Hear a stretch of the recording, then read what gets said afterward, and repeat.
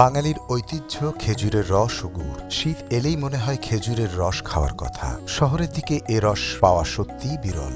গ্রামাঞ্চলেও আজকাল সহজে দেখা মেলে না এ রসের। খেজুরের রসে প্রচুর এনার্জি বা শক্তি রয়েছে, এতে জলীয় অংশও বেশি। এই রসকে প্রাকৃতিক এনার্জি ড্রিঙ্ক বলা যেতে পারে।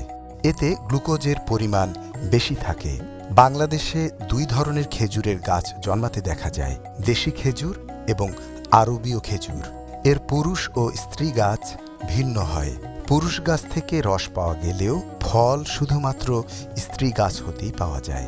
দেশি খেজুর গাছ হতে ফল, রস, গুড় পাওয়া যায় এবং এ গাছের কাণ্ড ও পাতা নানাবিধ কাজে লাগে। অপরদিকে আরবীয় খেজুর গাছ মূলত রসালো ফলের জন্য চাষ করা হয়। এর থেকে রস আহরণ করা হয় না। ফরিদপুর, যশোর, খুলনা, রাজশাহী, নাটোর প্রভৃতি এলাকায় কিছু খেজুর গাছ দেখা গেলেও ধীরে ধীরে দেশি খেজুর গাছের সংখ্যা কমে যাচ্ছে। অথচ স্বাস্থ্যসম্মত উপায়ে খেজুর গাছের রস আহরণ করে গুড় তৈরি করে আকর্ষণীয়ভাবে বাজারজাত করলে খেজুর গাছ থেকেও ভালো আয় করা সম্ভব। অক্টোবর মাসের শুরুর দিকে, কার্তিক মাসের প্রথম দিকে শীত নামলে 5 থেকে 7 বছর বয়সী খেজুর গাছের কাণ্ডের কাছাকাছি 5 থেকে 10টি পাতা কেটে পরিষ্কার করতে হবে।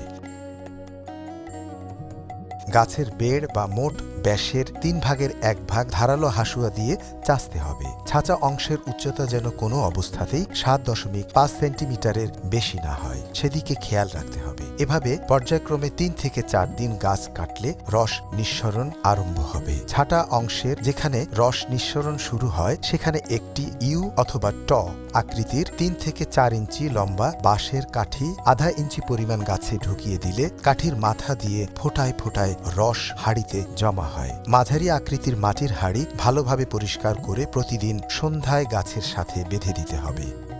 হাঁড়ি বাঁধার পূর্বে হাসুয়া দিয়ে গাছের কাণ্ড সামান্য একটু চেঁছে নিতে হবে। একই গাছ প্রতি 3 থেকে 4 দিন কাটার পর 2 থেকে 3 দিন বিশ্রাম দিলে অধিক পরিমাণ রস পাওয়া যায়।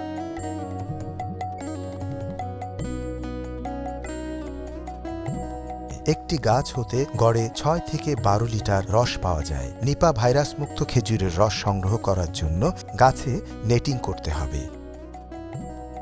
খেজুরের গাছে নেটিং করলে বাদুড়, চামচিকা বা অন্যান্য পাখি খেজুরের রসে মুখ দিতে পারে না। ফলে খেজুরের রস হয় নিপা ভাইরাস মুক্ত, স্বচ্ছ ও স্বাস্থ্যসম্মত।